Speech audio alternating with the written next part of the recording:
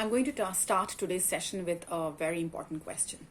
How much of your time do you actually spend on all of your social media interactions, which means on the digital forum? Include all your social media platforms, starting with your chat, starting with your Facebooks, your Instagrams, your LinkedIn, your digital TV, everything put together. Think about it. And you will be appalled to realize that you're actually spending a lot of time. In fact, you cannot limit that time. You become so fickle that at every second you have this temptation to either grab your phone and respond to something, or view something, or write something, or watch something.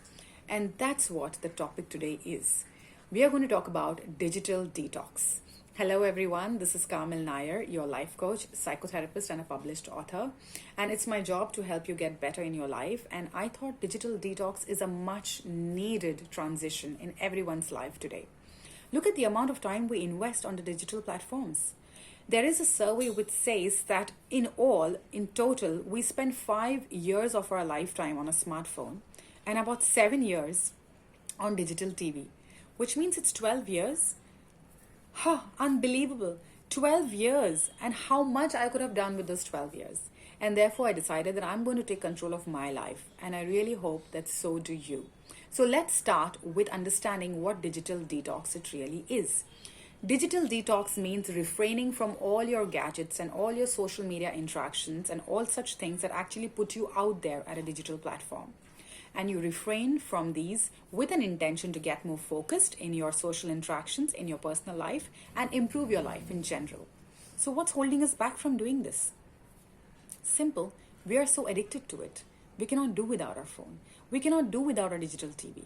We cannot do without leaving a comment here, without responding to somebody's interaction. We feel left out. We constantly want to prove ourselves. There is a fear of missing out playing on our heads. We want to be there. We want to feel what others are feeling. We want to see what others are seeing. If we cannot go to a certain place, at least we can see who's gone to the place.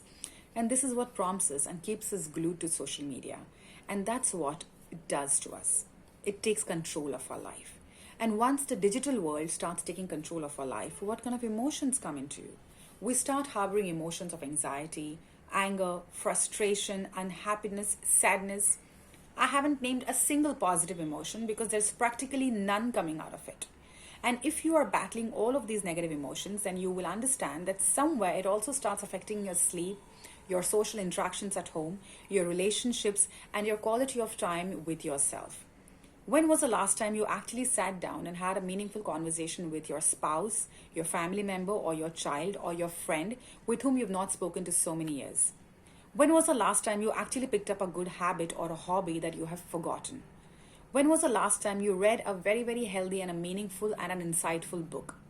When was the last time you actually saw something which made you feel happy and not angry, violent, and outraged? Think about this.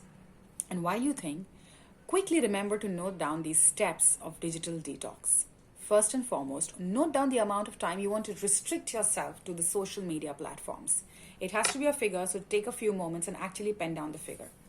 After that, step 2 is to uninstall all the unnecessary applications, everything that is unnecessary on your phone, and do it right now after you've seen this video. Point number 3 is to ensure that you start spending some time with your loved ones to create a window of at least 10 minutes, 15 minutes of happy conversations with your spouse, your girlfriend, boyfriend, your beloved, your parents, your folks, your friends, anyone whom you really care for. And this means old school conversation. Pick up the phone and actually dial the number and connect, or have a sit down conversation. Next is to start doing a hobby which you always loved but you could never do. Make time for it, because only doing something that you like and love can make you really feel good about yourself. And this is my favorite. If you can create a window for meditation, even if it means by starting small, by just 5 minutes, it can really change your life. It's a good place to be. So try incorporating 5 minutes of soothing meditation where you're focusing on the breath by shutting down your eyes and being in a room alone with yourself. Last but not the least, try to enjoy your tea or coffee or your dinner time mindfully.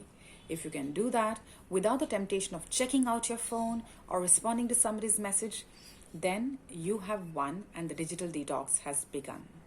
With this, I say bye for now, but I'll be back with something more exciting next week. Until then, feel free to drop me an email on coach@carmelnair.com. I also have an active site, so you can take a look at it. It is www.carmelnair.com. Until then, stay happy and say yes to digital detox. Bye bye.